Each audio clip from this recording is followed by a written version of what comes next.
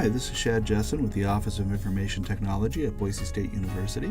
Today we'll be talking about some new features in Google Calendar, including appointment slots, changing default meeting length, speedy meetings, and changing the print range for events, and finally color coding Google Events. So appointment slots are a cool new feature. Let's say I'm a professor who has a block of time every Wednesday and Friday from 1 o'clock to 4 o'clock, and I want to be able to schedule meeting times with students during those hours. What I can do is use the new appointment slots feature to easily manage that. I'll go ahead and start at 1 o'clock on Wednesdays and give this a name, office hours. I'll use the new appointment slots option. And I'll say that I want to offer slots of time for people to book for 30 minutes at a time. I can edit this further to configure it. 1 o'clock to 4 o'clock is the entire block of time. Repeat Wednesdays and Fridays. Offer slots of 30 minutes. Now, I don't have to share my calendar out, my personal calendar, using the sharing settings to all of my students. That would be a pain. What I can do is just simply copy this link right here, which is my new appointment page link, and I can either email this link to the students, or I could embed this link on a website. I'm going to copy it right now and save this, and you'll see now that I have office hours from 1 to 4, Wednesday and Friday. Now if I'm a student, I can go in and access that link I just talked about, and I can see that now Wednesdays and Fridays office hours are available. Now these items that are colored are items that are already on my schedule. You can see I don't have anything conflicting on Fridays, so I can go ahead and choose this 2 to 2:30 block of time.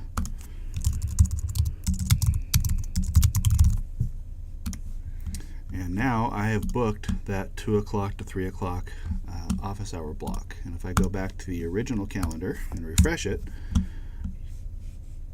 go to the correct date, you'll see that that 2 o'clock to 3 o'clock or 2 to 2:30 appointment is now on my calendar. So that's appointment slots. It's great for offering blocks of time on a personal calendar for people to make appointments on, or scheduling a resource for 30, 60, 90 minutes at a time. Some other new settings include the default meeting length adjustment. So if we go into calendar settings, you can now change a default meeting length time. So every single time you create an appointment, it doesn't have to be 60 minutes by default. Maybe by default it'll only be 30 minutes or perhaps 90 minutes. Related to that is the new speedy meeting setting. So if I've got a 60-minute default block of time whenever I create a calendar event, I can turn on speedy meetings, and now that default meeting length is 50 minutes. So that gives me 10 minutes now on average to get from one meeting to another meeting, to do whatever I need to do. Perhaps that will force meetings to be shorter. That seems a lot to wish for. Or perhaps it'll prevent people from showing up late because they're building time into their schedule to get from one meeting to another.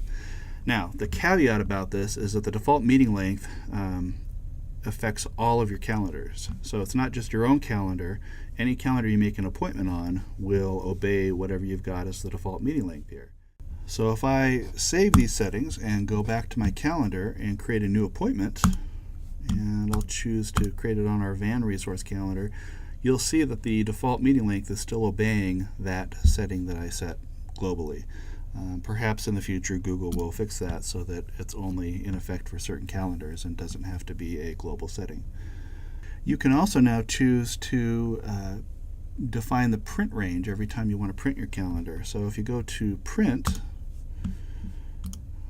you can choose to print an entire week, every 2 weeks, every 4 weeks, or you could choose just to print a short block of time. If I wanted to say only print the 5th through the 8th, I could set that range there, and now whatever prints out will only be 4 columns for each of those days. So that's a new feature to help define your print range.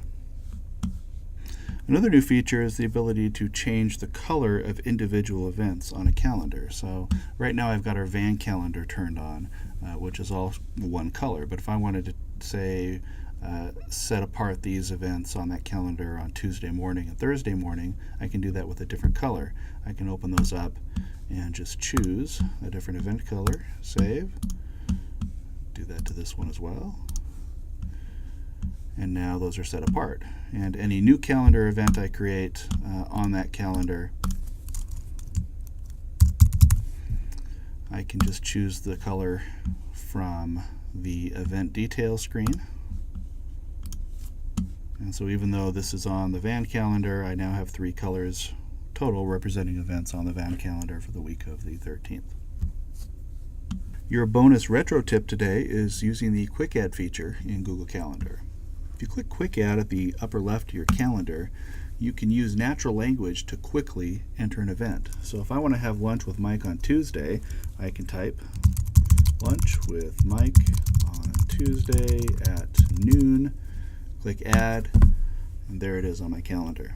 Very easy to do, allows you to create a quick appointment. You can certainly go into the appointment details and change this around to your heart's content, but that's how you use the Quick Add box.